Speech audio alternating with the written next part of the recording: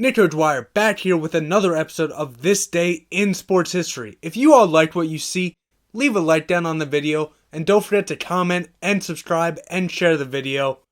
May 14th, a lot to get into, such as yesterday. There's going to be a lot to get into every day. I'm finding out more and more stuff. Each day I look at what happened in sports history.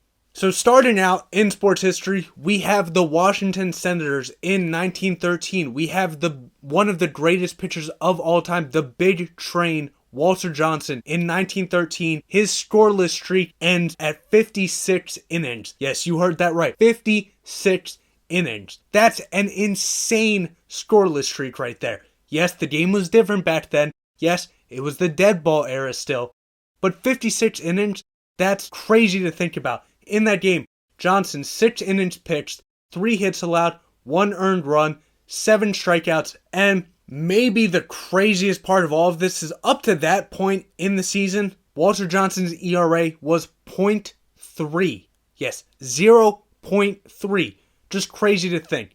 Sticking with Washington and the Senators, in 1918, Sunday baseball in Washington, D.C. is made legal. Moving to 1920, we have, guess, Walter Johnson once again for the Washington Senators. This time, though, he doesn't have a crazy scoreless inning streak like he did in 1913. No, this time, he's getting his 300th career win. Now, 1920 was a bit of an up and down season for Walter Johnson. Yes, he got his 300th career win, but it was also maybe his worst season since his rookie year, and other than his last season in the MLB, he had a rough go at it. He was already known as the best pitcher in the league before that, and he kind of just disappeared during the 1920 season. However, he got his 300th win. That's a great accomplishment all time. Walter Johnson has the second most wins of all time at 417. So yeah, 1920 may have been a bit of a down year for him, but he still got his 300th win, still on the road to 417 wins, second to only Cy Young. I'd say, in the grand scheme of things, it doesn't matter. Great for him. In 1938, we have soccer, what us Americans call it, football known around the world. In 1938, the England football team beats Nazi Germany in the final matchup that Germany had before the 38 World Cup. Now, yes, England beat them. That's great. They didn't have nearly as much of experience as Germany did internationally.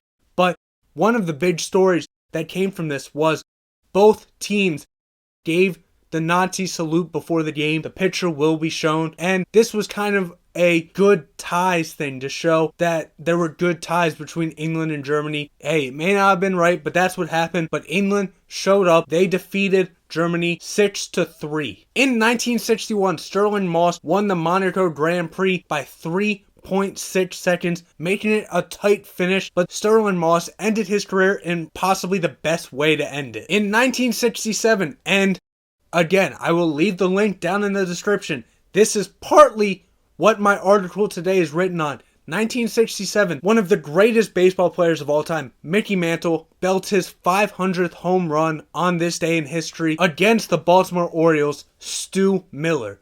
Now, he hit this ball in the 7th inning off a 3-2 changeup over the right field fence. Mickey Mantle, first switch hitter to ever hit 500 home runs. Most home runs by a switch hitter in his career too, at 536. Again, that's partly what my article today is written about. In 1972, Willie Mays, now a New York Met, what does he do? Well, he homers against his former team, the San Francisco Giants, in the Mets' 5-4 victory. 1975, Dynamo Kiev of the Soviet Union wins the 15th European Cup Winners' Cup over Ferencvárosi TC of Hungary 3-0. 1977, we have a no-hitter alert. The Kansas City Royals pitcher, Jim Colborn, no-hits the Texas Rangers 6-0. And it wasn't like a lot of no-hitters where, yeah, maybe you throw 5, 6 walks. He was this close to a perfect game. 9 innings pitched, 1 walk allowed, 6 strikeouts. That 1 walk's gotta hurt, but you still have a piece in history. No hitter, still an amazing feat. The 1977 Stanley Cup Finals were between the Montreal Canadiens and the Boston Bruins. The Canadiens were looking for their second consecutive championship, and, well, that's exactly what they got. Jacques Lemaire scored twice as the Montreal Canadiens edged the Boston Bruins 2-1 in overtime, giving the Canadiens the sweep over the Bruins for another championship in their storied franchise. The 1980 European Cup Winners' Cup was won by Valencia of Spain as they defeated Arsenal of England 5-4 in penalties in Brussels. The 35th NBA championship in 1981 featured the Boston Celtics and the Houston Rockets. Now, the Boston Celtics, they didn't have Kevin McHale yet, but they had Larry Bird. They had Robert Parrish. They had Cedric Maxwell. The Houston Rockets, they really only had Moses Malone. Their second best player, Robert Reed, good player, but he doesn't really match up to anyone the Celtics had. The Celtics ended up beating the Rockets 4-2 thanks to Larry Bird. Now, Larry Bird only averaged 15.3 points per game, but he also averaged 15.3 rebounds per game in that series, helping the Boston Celtics, kind of like the Montreal Canadiens, getting another championship in their storied franchise history. Then in 1986, we get into the second part of the article that I wrote about today.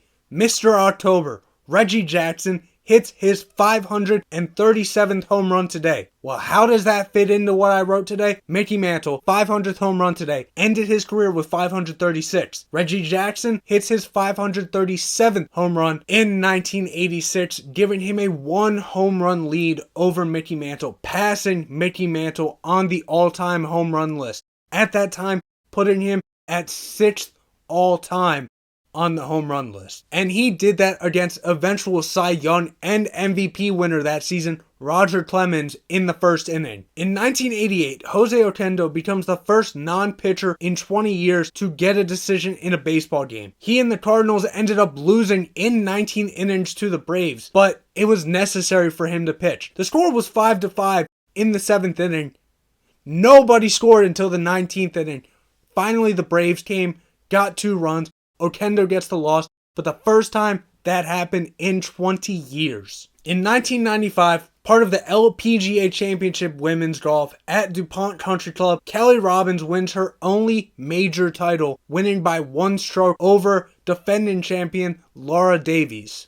Then in 1996, we have another no-hitter alert. This time it's Dwight Gooden. He no-hit the Seattle Mariners. The Yankees won 2-0. Gooden, 9 innings pitched, 6 walks allowed, 5 strikeouts on the day. In the 37th European Cup Winners' Cup in 1997, we have FC Barcelona of Spain winning the championship against PSG of France 1-0 in Rotterdam. Then in 2011, we have the English FA Cup final at Wembley Stadium. Manchester City beats Stoke City 1-0. Yaya Toure scores the 74th minute game winner goal to give Man City their FA Cup title. In 2016, Gabriel Medina becomes the first surfer to ever land the move backflip in competition. At the PGA Players Championship in 2017, 21-year-old South Korean Kim Soo-woo shoots a final round 69 to win by 3 strokes, ahead of Louis Oosthuizen and Ian Poulter. Finally, we have 2 more things. 2018, the U.S. Supreme Court strikes down federal law banning sports gambling in most states. And in 2018, Arsenal finishes the EPL season in 6th place with 63 points, failing to qualify for the UEFA Champions League for the first time since 1997. So there you have it. That's what happened in sports history today. Let me know down in the comment section, what was the most interesting thing that happened in sports history on this day. Till next time, everybody, Nick O'Dwyer, see ya.